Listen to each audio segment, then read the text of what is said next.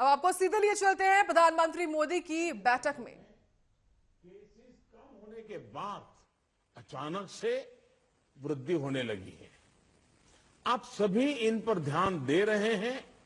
ऐसे इलाकों, ऐसे जिलों में भी ये वृद्धि देखने को मिल रही है जो अभी तक खुद को बचाए हुए थे, सेफ जोन थे एक प्रकार से। अब वहां पर हमें कुछ चीजें नजर आ रही हैं। देश के 70 जिलों में तो पिछले कुछ हफ्तों में यह वृद्धि 150% से भी ज्यादा है, 150% से ज्यादा।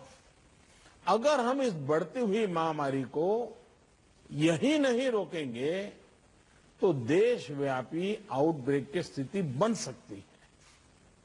हमें कोरोना की उस उभरती हुई सेकंड पीक को तुरंत रोकना ही होगा और इसके लिए हमें क्विक और डिसाइसिव कदम उठाने होंगे। कई जगह देखने को मिल रहा है कि मास्क को लेकर अब स्थानीय प्रशासन द्वारा भी उतनी गंभीरता नहीं दिखाई जा रही।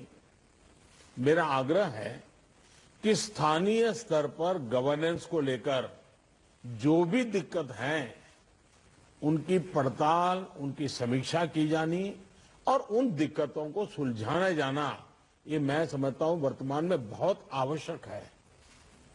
ये मंथन का विषय है कि आखिर कुछ क्षेत्रों में ही टेस्टिंग कम क्यों हो रही है, क्यों ऐसे ही क्षेत्रों में टीकाकरण भी कम हो रहा है।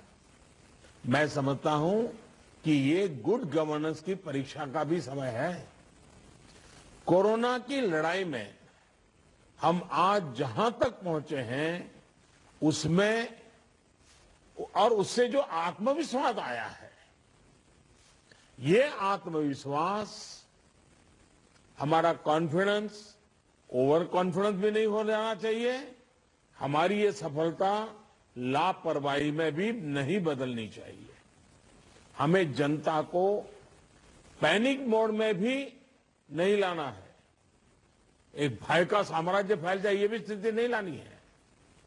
और कुछ सावधानियां बरत करके, कुछ इनिशिएटिव लेकर के हमें जनता को परेशानी से मुक्ति भी दिलानी है।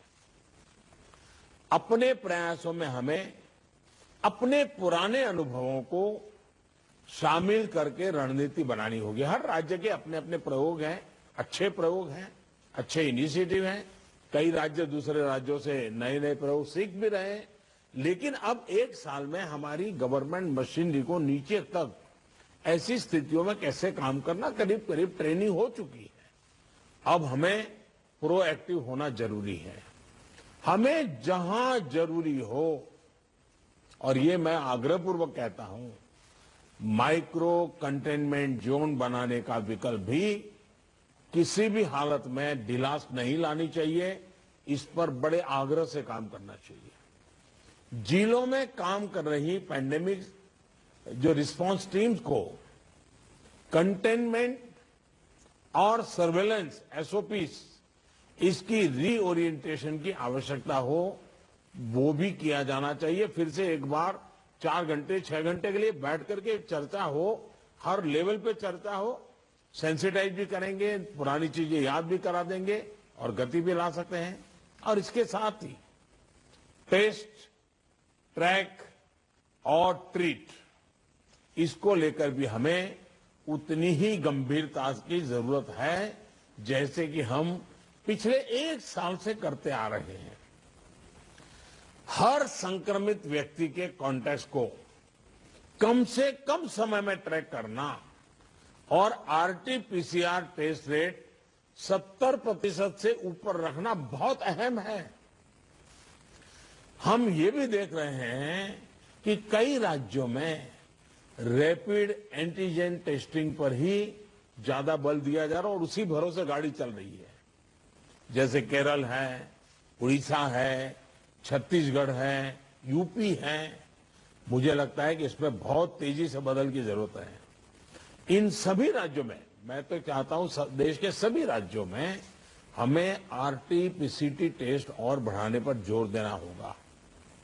एक बात जो बहुत ध्यान देने वाली है वो ये कि इस बार हमारे टियर 2 और टियर 3 शहर जो शुरू में प्रभावित नहीं हुए थे, उनके आसपास के क्षेत्र प्रभावित ज्यादा हो रहे हैं।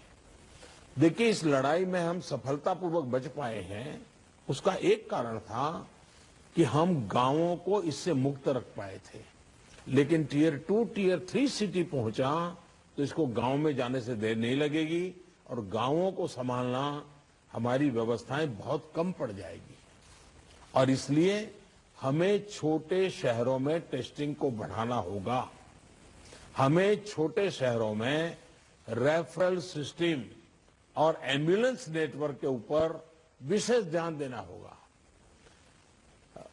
प्रेजेंटेशन में ये भी बात हमारे सामने रखी गई कि अभी वायरस का स्प्रेड डिस्प्रेस्ड मैनर में हो रहा है।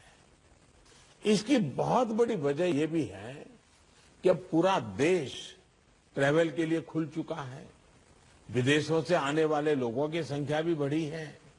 इसलिए आज हर एक केस के ट्रैवल की, उसके कॉन्टैक्ट के ट्रैवल की सूचना सभी राज्यों को आपस में भी साझा करना जरूरी है।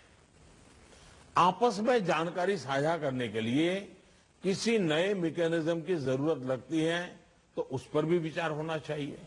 इसी तरह विदेश से आने वाले यात्रियों और उनके कॉन्टैक्ट्स के सर्वेलेंस के लिए एसओपी के पालन की जिम्मेदारी भी हमारी अब बढ़ गई है। अभी हमारे सामने कोरोना वायरस के न्यूटन्स को भी पहचाने और उनके प्रभावों का आकलन भी एक प्रश्न है।